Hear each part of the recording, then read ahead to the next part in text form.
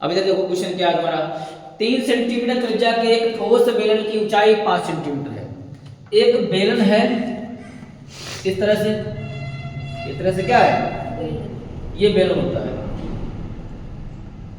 और इसकी त्रिज्या कितनी है, त्रिज्या इसकी है 3 सेंटीमीटर। कह रहा है, नहीं कह रहा है, त्रिज्या कितनी है 3 सेंटीमीटर। त्रिज्या का मतलब ये यहां से यहां तक का पूरा होता है व्यास, और आधी इसकी होती है, आधी इसकी क्या होती है, ये इस तरह से आधी, ये ऐसे छोड़ दो, ये आधी क्या हो गई है, ये 3 सेंटीमीटर क्या हो गई है, त्रिज्या हो गई है। अब पूरा इधर खींच दो क्या हो जाएगा, व्यास हो जाएगा।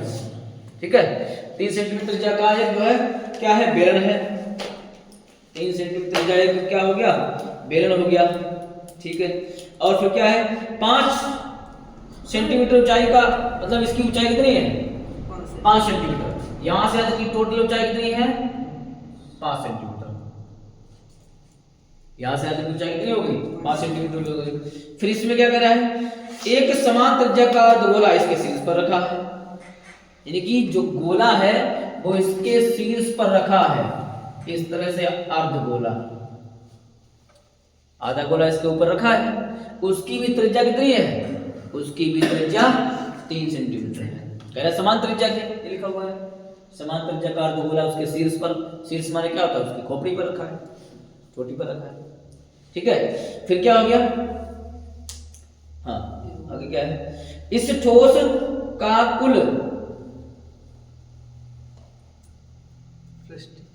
इस ठोस का कुल पृष्ठीय क्षेत्रफल ज्ञात कीजिए।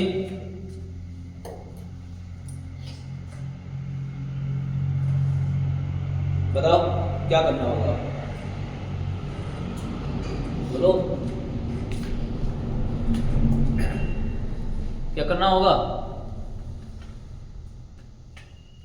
कुछ समझ में आया?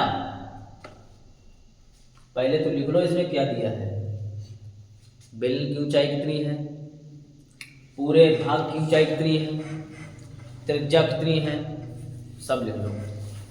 पहले लिखो हल में दिया क्या है, दिया है, क्या लिखोगे,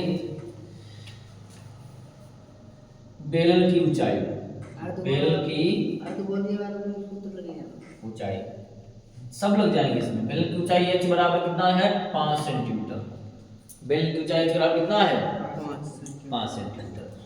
और बेलन की त्रिज्या कितनी है, 3 सेंटीमीटर। बेलन की त्रिज्या r बराबर 3 सेंटीमीटर।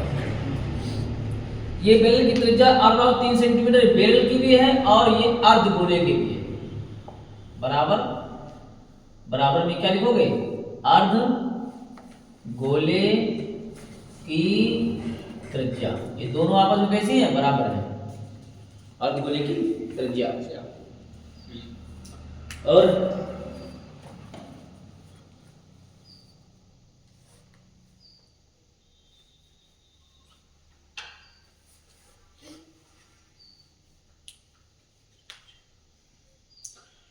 पूरे ठोस का पृष्ठीय क्षेत्रफल निकालना है, ठोस का पृष्ठीय क्षेत्रफल।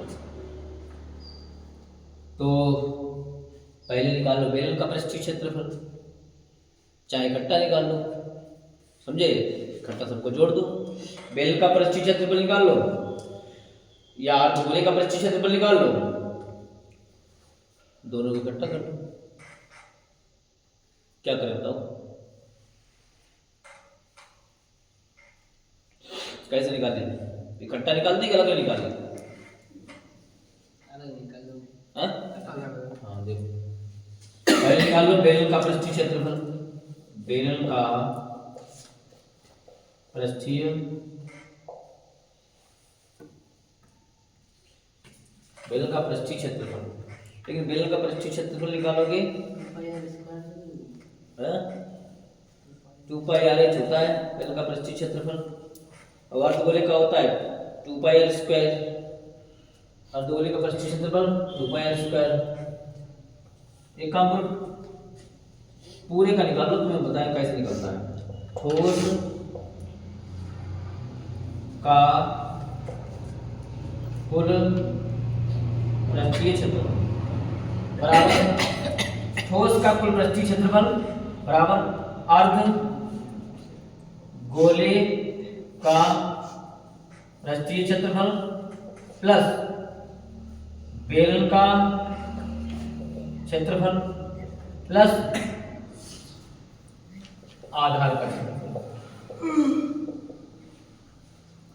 सब निकालो। तो अर्धगोले का पृष्ठीय क्षेत्रफल 2 पाई r स्क्वायर, बेलन का पृष्ठीय क्षेत्रफल 2 पाई r h, और आधार का क्षेत्रफल क्या होता है पाई r स्क्वायर। संपूर्ण निकालना है, संपूर्ण, समझे? तो अब इसमें क्या करना है, मान रखना है। सवाल लग जाएगा। 3 अर्धगोले, देखो इसमें कुछ कॉमन है, पाई आर कॉमन है, देखो पूरे पाई आर है कॉमन है कॉमन, तो पाई आर कॉमन है। पाई आर कॉमन लिया तो क्या बचेगा यहाँ पर 2r plus 2h plus r, इतनी चीजें बचेगी। अब इसमें जो है जो इसका मान है वो रख दो, जो इसका मान है रख दो। 22 बटे 7 ये हो गया, r का मान कितना है 3 हो गया, 2 गुणे 3 हो गया, 2 गुणे 5 हो गया, 5 है प्लस 3 हो गया।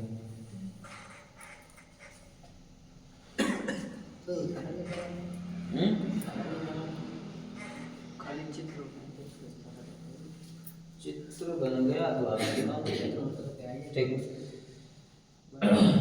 गुरु जी चित्र हो सकता बनवाई नहीं, चित्र बनाना पड़ेगा। 22 बटे 7 एक काम करो, ये 22 बटे 7 का मान जो पाई दिया है, पाई पाई ही रखो क्योंकि सब उत्तर जो है पाई में आएगा।